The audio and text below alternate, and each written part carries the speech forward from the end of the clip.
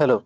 तो आज आम गोटे नुआ टॉपिक ऊपर डिस्कशन करबा that is human relation movement. Okay, देखो ओबी रो आमे जो डिफरेंट टाइप रो इवोल्यूशन पढ़ी फर्स्ट ऑफ ऑल आमे पढ़ले इंडस्ट्रियल रिलेशन, देन आमे पढ़ले साइंटिफिक मूवमेंट।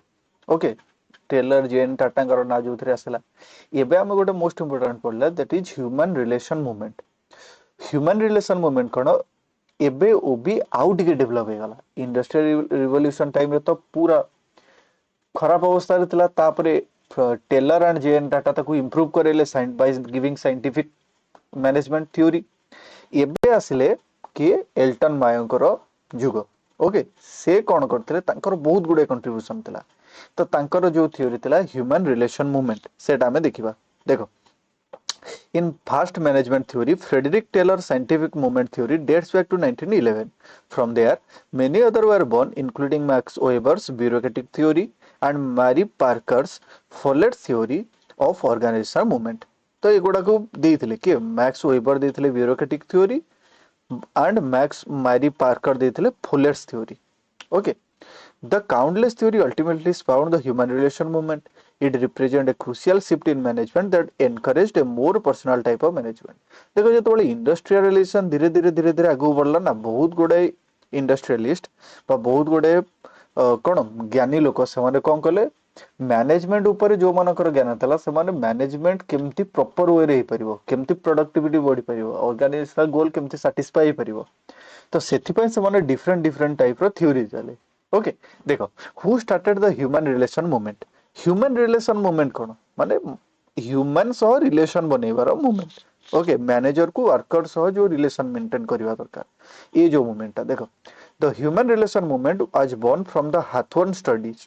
ओके, ए जगहटा नाम मन रखिबो हाथोर्न, which Elton Mayo and Fritz Reutelberger conducted from 1924 to 1932.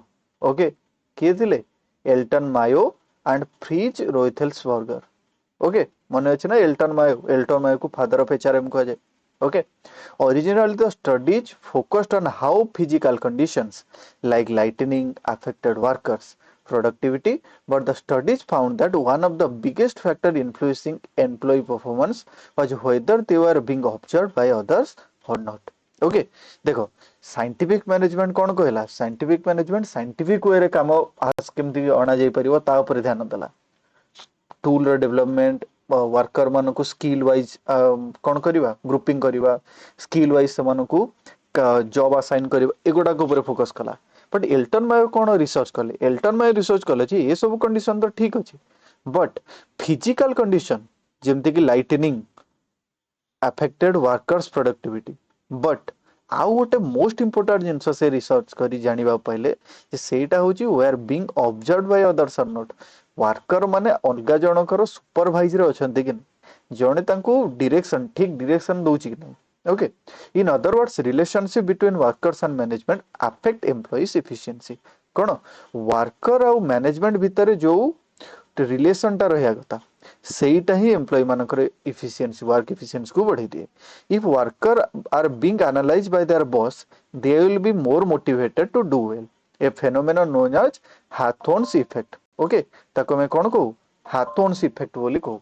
एटा टिके मन रखिबो हाथोर्न इफेक्ट कोन ना, जेहेतु हाथोर्न रे ही स्टडीटा होइतिला ना सेथिबा को हाथोर्न इफेक्ट बोली कहा जाय, कारण एल्टन मायो हाथोर्न रे ही स्टडी करिकरी ए पॉइंट टा ऊपर पहुंचीतिले जे वर्कर आ मैनेजमेंट भितर मैनेजमेंट रे जदी पूरा सुपरवाइजर वर्कर माने रहिबे ना तो समान अधिका मोटिवेटेड फील करंती। being a part of a group having a specific responsibility in that group also increase employees motivation. Worker want to feel that their personal goals and development goals align with team's overall goal and that their work is valuable. Okay, जदि तांके देखिया कि नथियो से माने ठीक से काम करिवे कि करिवेनी। ओके, एबे हमें देखिबा human relation versus human resource. Human relation आ ह्यूमन रिसोर्स भितर कोन डिफरेंस अछि देखो, टिके टिके आगु आगु ए पळे जिबा। देखो, all employee management study require the use of human resource, not to mention a department devoted to HR.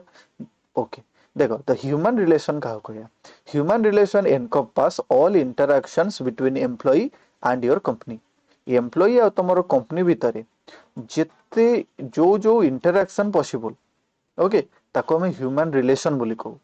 worker worker relation, or manager manager relation, worker manager relation. Okay, then that means not just how your employees interact with you, that is business owner, but your work environment, all your other employees, your clients, and anyone else they come into contact with in the course of their work. Okay, जो माने भी परस्पर contact रे आछंती work environment भितर. Okay, human relation aim to ensure that your employees are happy and productive, not the latter at the expense of the former as possible. Okay, केवल या ही ensure करे जे तुम एम्प्लॉय माने हैप्पी अछंती कि नाही, परस्पर भितर रिलेशन मेंटेन करी, गुड रिलेशन मेंटेन करी से माने निज वर्क टाको एन्जॉय करि परछंती कि नाही. Human resources somewhat disregards interpersonal interaction and treat your employees primarily as a resource. से निजर एम्प्लॉय मानकु केमती ट्रीट करे, गोटे रिसोर्स भलिया ट्रीट करे. An HR manager of outsourced HR firm may view your team as largely another cog in your machine while occasionally thinking about their wants and needs. The distinction stems in the part that the fact that your HR team may be responsible for minimizing a risk attack somehow or employees happiness. ये सबुर गोटे सार कथा है कौन, जदि आम सबुर गोटे निचोड़ निकल बाहर करवा तो सेटा हला जे एम्प्लॉय मानक भितर रिलेशन मैनेजरियल लेवल और वर्कर मानक भितर रिलेशन केमती गुड हो परिबो. ओके, तो एटा थिला कोन ह्यूमन रिलेशन मूवमेंट. ओके, जानि पारलो. तो मुख्य ना कौन था एल्टन मायो. एल्टन मायो को नाटा को ध्यान रखियो. Okay, thank you very much.